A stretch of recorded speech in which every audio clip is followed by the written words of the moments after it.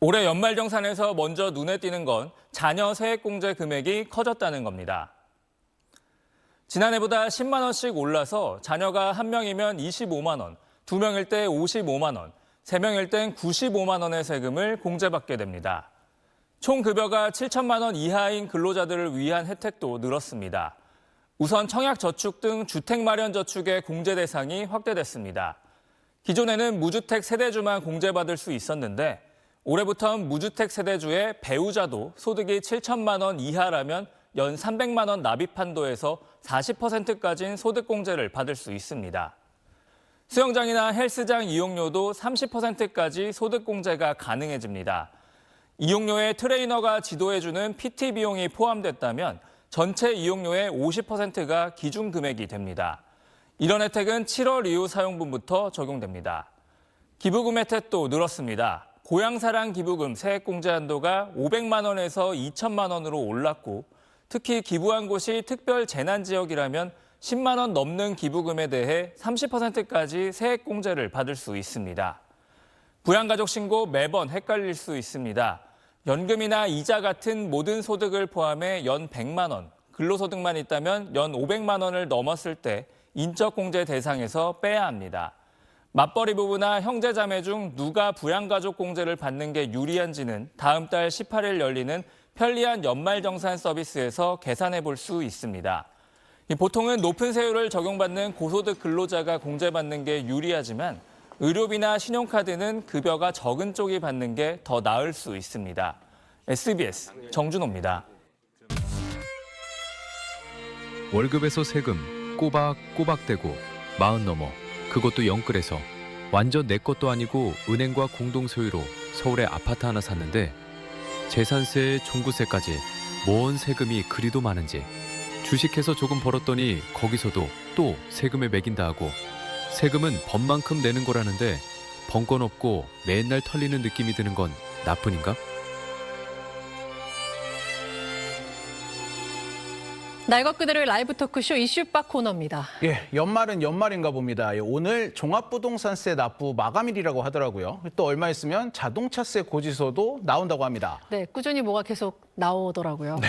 앞서 영상에서 본 것처럼 세금은 법만큼 내니까 내는 게 맞는데 왜 이렇게 내 지갑만 계속 털리나 이런 거 공감을 네. 많이 하실 것 같습니다. 예, 연말 되면 정말 많은 분들이 고민하는 세금 문제 오늘 제대로 한번 짚어보겠습니다. 부동산 마법학교의 저자 윤나겸 세무사 나오셨습니다. 안녕하세요. 반갑습니다. 반갑습니다. 네, 12월 들어서면서 말씀드린 것처럼 세금 때문에 심장이 뛴다는 분들이 네. 많습니다. 그리고 오늘 또 종부세 부과 대상자, 네. 오늘 이제 종부세 마감이라고 제가 맞아요. 말씀을 드렸고요. 올해 종부세 부과 대상자가 전년 대비 어떻게 차이가 나는지가 궁금한데요. 올해 과세된 인원이 54만 명이에요. 그러니까 전년 대비해서 약 8만 명 정도 늘었다고 합니다. 네. 그러니까 종부세가 공정시장가액 비율 뭐 이런 걸로 계산을 하거든요. 네. 그러니까 공동주택 가격, 개별주택 가격이 올라가면 올라갈수록 재산세도 많이 내지만 종부세도 많이 내게 되어 있어요. 그러면 내년에 어쨌든 40%가 인상될 거라는 말도 말씀 주신 부분처럼 네, 그런 부분에서 만약에 나오겠네요. 공정시장 가액 비율이 지금 60%인데 100%가 되면 실제 체감도 그렇고 종부세가 40% 정도 인상될 예정이지만 아직 확실한 건 아닙니다. 내년이 돼봐야 하는 거군요. 맞습니다. 네. 자, 근데 이제 사실 종부세를 우리나라 국민 모두가 내는 건 아니고 그렇죠. 아까 말씀하셨듯이 한 54만 명. 네네. 이제 좀 더 저는 많은 분들이 공감할 질문을 좀 드리고 싶어요. 뭐 이렇게 표현할 수 있을까요? 서울 전세 사는 뭐 김대리, 부과장들 네네. 이분들 누구나 다 연말정산 이제 해야 되잖아요. 네네. 근데 매년 연말정산 절세 방법이 나오는 것 같은데 네. 매년 헷갈립니다. 뭐 올해는 작년에 비해 바뀐 게 있나요? 바뀐 것도 있고 국세청에서 요즘 일을 열심히 하시다 보니까 네. 11월 5일부터 연말정산 미리 보기 서비스를 제공을 하고 있어요. 네. 아, 홈택스 이거 볼수 들어가 있군요. 보시면 네. 1월부터 9월까지 사용한 내역을 본인이 얼마나 연말정산해서 세금이 나오는지 조회를 해볼 수가 있어요. 네. 그러니까 지금은 보름밖에 남지 않긴 했지만 네. 그래도 부족한 부분이 있거나 세금이 많이 나올 것 같으면 뭐 혹시 연금저축 계좌라든지 퇴직연금이라든지 이런 거는 소비하는 게 아니라 사실은 이제 저축에 가까운 부분이잖아요. 네. 그런 부분은 추가로 세액공제 혜택을 받으실 수 있으시기 때문에 그거는 불입을 하시는 게 좋으실 것 같아요. 네. 지금 보름 남았는데 지금 해도 되나요? 네, 상관없습니다. 12월 말일까지 불입한 분에 한해서 공제가 됩니다. 보름 남았지만 이제 최대 900을 한 번에 넣는 게 부담인 거죠. 네, 그건 이제 최대 한도이고요. 네네. 사실은 이제 한 5,500만 원 정도 되시는 분이 불입을 좀 하시면은 네. 많게는 100만 원 가까이 세금으로 돌려받으실 수 있으세요. 그래서 여유 자금이 조금 있으신 분들, 또 비상금이 조금 있으신 분들은 다른 데 쓰지 마시고 이제 연금저축 계좌나 퇴직연금 계좌에 조금 불입하시면 연말정산할 때 조금 기분이 좋아지지 않으실까 이렇게 추천드립니다. 근데 이게 매년 연말에 맞다 하고 몰아서 맞아요. 넣게 되는데 차곡차곡 넣는 게 가장 좋은 방법인 그렇죠. 거죠. 사실은 매달 불입하는 게 좋지만 또 네네. 이제 가끔 이제 잊으시는 분들도 있으시잖아요. 네. 그런 분들은 12월이니까 또 몰아가지고 해주시면 좋지 않을까 싶습니다. 제가 그런데 내일 은행 가야겠네요. 네. 요즘은 은행 안 가셔도 이제 계좌나 성금 가능하십니다. 제가 지금 그 말을 드리고 싶었는데 가지 않겠습니다. 저 궁금한 걸 계속해서 여쭤보겠습니다. 부모님에게 한 달에 얼마씩 용돈 드리는 분들 계시는데 네. 이게 잘못하면 증여세를 맞을 수가 있다라는 거를 설명을 좀 부탁을 드릴게요. 용돈은 사실상 사회 통념상 인정되는 범위라는 게 있어요. 그러니까 네. 생활비나 교육비나 병원비 이런 거는 불양의 의무이 있잖아요. 그래서 그렇게 정기적으로 드리는 건 참 좋은데 네. 또 우리 부모님들이 그런 돈을 또 다 모으셨다가 자녀들이 뭐 집을 또 이사를 간다거나 뭔가를 한다고 하면 또 빼셔가지고 이제 주는 경우도 있잖아요. 네. 그래서 사회 통념상 인정되는 생활비 이런 거 다 쓰시면 괜찮으세요. 그 돈으로 적금 들거나 주식 그렇죠, 투자하거나 그러면 그것도 안 되는 그거는 거죠? 이제 증여로 볼 수 있는 여지가 있으시기 때문에 자녀분들이 부모님한테 이체를 하실 때는 거기다가 뭐 생활비, 용돈, 병원비, 공과금 이렇게 해서 계좌 이체를 하셔도 좋고 네. 명목을 다 써서. 네네. 그러면 나중에 증비 있거든요. 이거 사실 증여가 아니고 네. 이제 용돈식으로 부양 때문에 드린 거다. 네. 그렇게 하면 문제가 없으세요. 저희는 한 2, 300 정도 수준까지는 괜찮으신데 막 목돈으로 막 500만 원, 1000만 원 이렇게 막 네. 주시는 거. 네. 이런 거는 증여로 의심할 수 있기 때문에 조심하시라. 이렇게 말씀드립니다. 네. 그러니까는 액수도 액수지만 이걸 어디에다 쓰셨냐도 맞아요. 중요하다. 네, 다 쓰셔야 돼요. 다 쓰셔야 된다. 남기지 말고. 네. 아니 근데 이제 지금은 자식이 부모님에게 용돈 드리는 얘기를 했지만 네. 이제 보통 이제 우리가 부모님이 자식에게 주는 경우도 많잖아요. 네. 근데 요즘 나오는 얘기가 앞서 종부세 얘기했지만 이런 세금이 워낙 많다 보니 상속까지 기다리기엔 내가 네. 내야 되는 세금이 너무 많고 그렇다고 일찌감치 증여를 하자니 자식들의 태도가 바뀌고 맞아요. 이런 얘기가 나오더라고요. 네네. 실제로 요즘은 좀 재산 있는 분들이 이거를 상속을 더 많이 하시나요? 증여를 더 많이 하시나요? 이게 케이스 바이 케이스인데 네. 재산이 엄청 많으신 분들 나도 많고 부모님도 많으신 분들은 증여 미리미리 준비하십니다. 근데 조금 덜 많으신 분들은 네. 사실상 좀 준비 단계가 필요한 것 같아요. 그래서 상속도 좋고 증여도 좋은데 상속이 사실은 공제 혜택도 많고 훨씬 더 유리하긴 하거든요. 네. 증여는 이제 10년 동안 합산해서 하는 것도 있기 때문에 비과세도 많이 적기는 해요. 네. 그런데 이제 상속은 언제 될지 모르잖아요. 네. 네. 상속은 돌아가셔야 되거든요. 맞아요. 그러니까 부모님이 일찍 돌아가실 수도 있고 사실은 이제 오래오래 사실 수 있잖아요. 네. 근데 부모님 집이 한 채였는데 이 집이 갑자기 재개발이 되고 재건축이 돼서 갑자기 막 몇십억이 되어버리면 미리 증여할 걸 이렇게 고민심하시는 분들도 많으세요. 그러니까 내가 갖고 있는 게 어떤 재산이냐에 따라 가지고 상속이 유리할 수도 있고 증여가 유리할 수도 있습니다. 이래서 미리 세무- 준비하는 게 좋습니다. 세무사님이 필요한 거군요. 이래가지고. 그렇죠. 저를 많이 찾아주십니다. 아니 근데 그런 부분을 고민하다가 상속세로 네. 이제 마음을 돌려서 네네. 상속을 해야겠다라고 생각을 하신 분도 찾아보다 보면 근데 우리나라가 외국에 비해서 너무 상속세가 높네 이런 말씀 많이 하시더라고요. 네, 맞아요. 사실 상속세 체계 나온 게 80년대 막 그때부터 나온 게 아직도 공제라던 게 10억 정도밖에 안 되고 네. 그리고 이게 뭐 추가적으로 혜택 보는 게 거의 없어요. 근데 사실 상속세 면제인 나라들도 있고 상속세 공제 한도가 높은 나라들도 있거든요. 네. 근데 그거에 비해서 우리나라는 아직도 상속세를 많이 내지 않고 있으시고 법에 발언된 게 이거를 바꾸려면 국회의원들이 또 이제 발언을 해가지고 해야 되잖아요. 그런 진행하는 과정 속에서 많이들 신경을 안 쓰고 있으셔가지고 상속세가 조금 많이 높기는 합니다. 아무래도 상속세 내는 분이 많지 않다 보니까 맞아요. 좀 뒤로 밀린다 이렇게 보면 될까요? 그렇죠. 또 그렇게 얘기하면 또 안 좋아하시는 분들도 있으셔가지고 네. 못 건드는 것 같아요. 그렇죠. 네. 자, 주제를 좀 바꿔서 네. 요즘 서학개미 아, 네. 많이 하십니다. 실제로 네네. 국장보다 난 미장에 투자한다 이런 분들 네. 많은데 이 미장에 투자해서 이익을 봤을 때 네. 요즘은 이것도 세금 조심해야 된다는 얘기가 많던데 네네. 요거 좀 절세 요령이나 뭘 주의해야 되는지 주의점이 있습니까?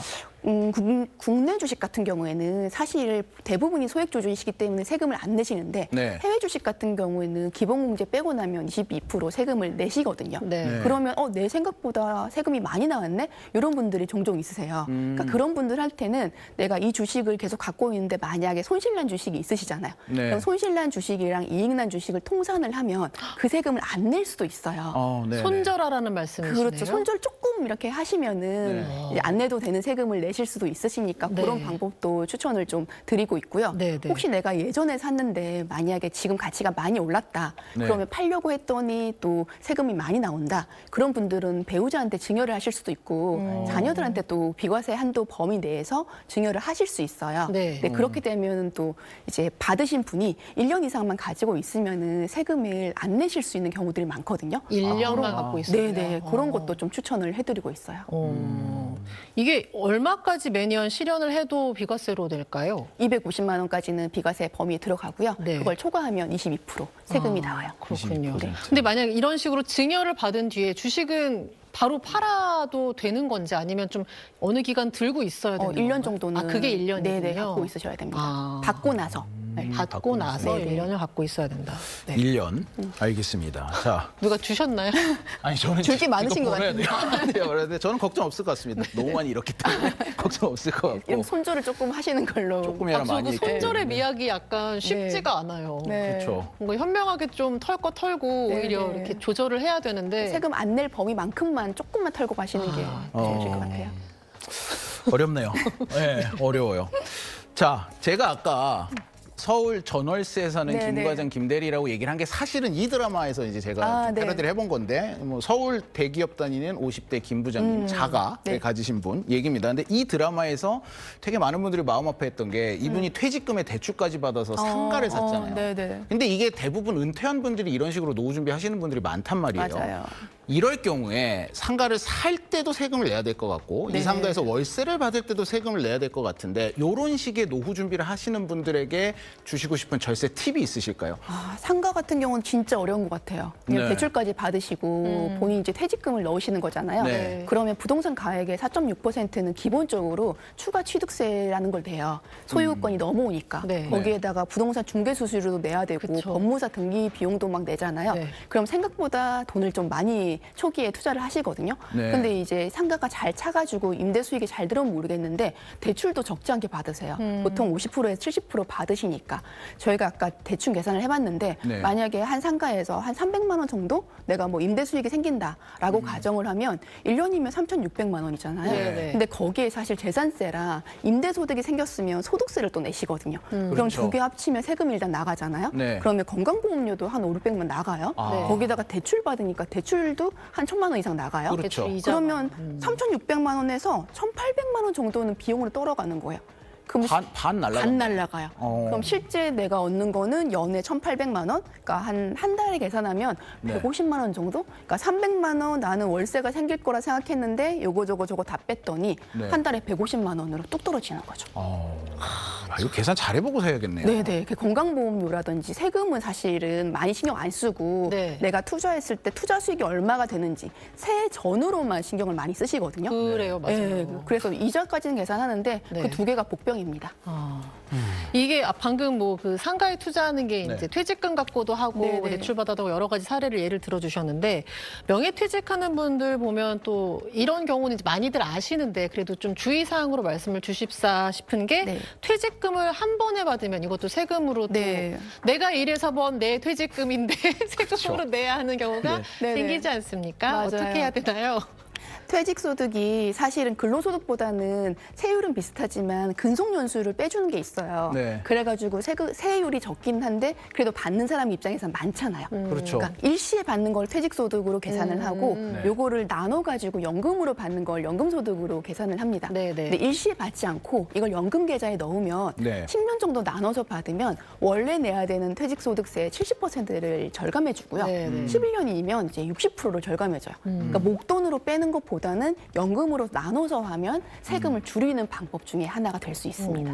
네. 요즘 이런 분들도 있다고 하더라고요. 이제 자가를 갖고 있는 분이 네, 은퇴 네. 후에 이제 네, 네. 노후 대비를 위해서 내 집을 팔고 이걸로 좀 전세로 낮춰서 가고 남은 돈을 은행에 넣어서 이자로 먹고 산다거나 네, 아니면 네. 뭐 주식에 넣어서 배당금을 받겠다 이런 분들도 있다고 들었는데 네, 네. 이런 계획을 하시는 분들이 주의해야 할 점이 있을까요? 그렇죠. 왜냐하면 재산은 그 재산에 보유되는 점수 때문에 네. 이제 세금도 나오고 건강보험료도 나오는데 네. 은행에 예탁을 해서 이자 배당을 받으면 수익이 생기잖아요. 그렇죠. 그럼 그 수익이 돼서 또 세금이 또 나오게 됩니다. 네. 그러니까 세금이 나오고 또 건보료도 나오는데 네. 문제는 내가 이제 소득이 없으니까 자녀들 밑으로 피부양자로 들어가야지 하시는 분들이 있으시잖아요. 네. 네네. 근데 그런 분들이 소득이 갑자기 이자나 배당이 생기게 되면 피부양자 자격에서 박탈당해요. 맞아요. 아, 맞아요. 네. 그럼 몇십만 원씩 또 안 내도 되는 그러네요. 이제 건강보험료를 내시니까 네, 이게 네. 또 부담스러워 하시는 분들이 있으시더라고요. 계산을 할 때 이게 금융소득으로 어떻게 세금이 나오는지 얘가 바뀌었을 때 건강보험료는 또 얼마나 나오는지 사실 비교를 한번 해보고 나서 기존에 갖고 있던 부동산을 처분을 하시는 게 좋으실 것 같아요. 세금 관련해서는 정말 이렇게 전문가께 계속 조언을 듣지 않는 이상 내가 똑똑해야 되고 내가 부지런해야 맞아요. 되잖아요. 네. 최근에 혹시 상대하셨던 고객 중에 와 이거 진짜 좋은 절세 사례다라고 생각나는 게 있으시면 공유 좀 부탁드릴게요. 연금저축, 그러니까 연금을 굉장히 많이 관리를 잘하신 분이 있으셨어요. 그러니까 아. 이건 아는 사람만 알고 모르는 사람은 모르는데 국내 주식의 연금 계좌라든지 이렇게 세액공제가 되는 계좌들이 있잖아요. 네. 거기에 불입을 하실 때 뭐 ETF 이런 거 하시죠. 네, 네, 네. 네, 그런데 불입을 하실 때 보통 해외 쪽으로 투자를 하시면 세금이 안 나오는데 네. 국내에다가 하시면 원래도 안 내는 세금인데 나중에 이거를 받을 때 9.9% 세금을 내는 경우들이 있어요. 네, 그러니까 네, 똑같은 ETF라고 하더라도 국내에 하는 것보다는 해외에 되어 있는 거를 하시면은 세금을 좀 적게 내시는데 이렇게 해서 또 이익을 많이 보신 분들이 있으시니까 금융도 무조건 세금이 많이 나오고 적게 나오고 아니거든요. 네. 어떤 상품인지에 따라서 잘 활용하시면 세금을 안 내실 수도 있고. 그건 상품 설명서에 나와 있는 건가요? 안 나와 있어요. 어떻게 알아야 하죠? 그래서 이제 검색을 조금 더 아, 해보시고, 검색을 해서. 네, 그러시면 좋아요. 보통 잘 모르세요. 그냥 비과세만 되어 있고, 맞아요. 내가 ETF 뭘 하는지 모르잖아요. 네, 근데 잘 맞아요. 찾아서 본인이 자기 걸 챙기지 않으면 아무도 안 알려줍니다. 은행에 아니면 그 ETF 관리하고 있는 그 회사에다가 네네. 상품을 관리하는 회사에다 전화를 뭐 은행이면 은행, 네네. 증권사면 증권사에 전화해서 물어보면 되는 거겠죠? 그래서 제가 딱 정리를 해드리면 네. 국내 주식은 직접 주식을 사고 팔고 하시고요. 네. 해외 주식을 사고 싶으면 국내에 상장되어 있는 해외 ETF 계좌를 사세요. 그 연금 계좌나 IRP나 ISA나 이런 계좌 있잖아요. 네네. 세제 혜택 받는. 네. 거기서 하시면 훨씬 더 이득이세요. 알겠습니다. 더 궁금한 거 없으세요? 어렵습니다. 제가 전화를 드리도록 하겠습니다. 네, 알겠습니다. 시간 관계상. 네. 윤나겸 세무사님 오늘 잘 들었습니다. 고맙습니다. 감사합니다. 감사합니다.